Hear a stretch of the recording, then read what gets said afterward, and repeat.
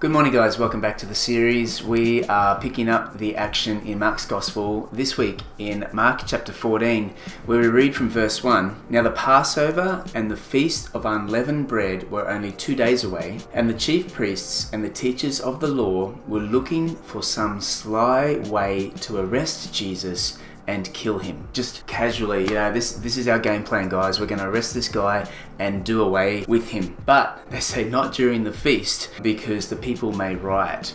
So here is the heart of these religious leaders, that they are looking for some sly way to arrest Jesus under the cover of darkness, perhaps somewhere where no one will find out. They'll arrest him with a view to kill him. Now, why was this? It wasn't just because of Jesus' unorthodox teaching. It wasn't just because he had humiliated them. If you remember a couple of chapters ago, as they were coming to him with question after question, and Jesus kept giving all these beautifully wise answers. It wasn't just because he humiliated them.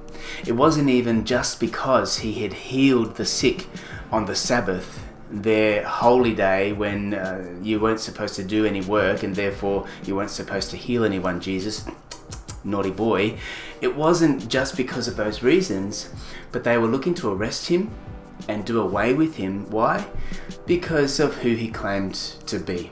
Let me refresh your memory when Jesus asks them, whose son is the Christ, and refers back to David, calling him Lord. This venerated leader, this king from centuries before, was calling Jesus Lord. Jesus was known therefore as the son of David, but also he referred to himself as the Son of Man, a messianic title. So he was claiming for himself these attributes of the Messiah. He was referring to himself, the one that they were waiting for. Remember, they got their knickers in a knot when he issued forgiveness of sins. And they said, only God has the power to forgive sins. And Jesus was here claiming, well, I actually have that authority to forgive sins, to call people to follow me. I have authority over the wind and the waves. I have authority over evil spirits.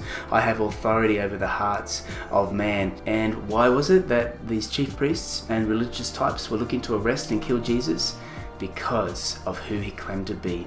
He claimed to be more than a teacher, more than a man, more than even a miracle worker. He claimed to be the Son of God. And he still makes the same claim today, and he still challenges the hearts of man. What are you going to do with this guy? What are you going to do with Jesus? That's the question I put before you today. Whether you're a follower of Jesus or not, what are you going to do with Jesus today? Either he is who he says he is, and therefore has an authority over your life and mine to follow him, or he doesn't.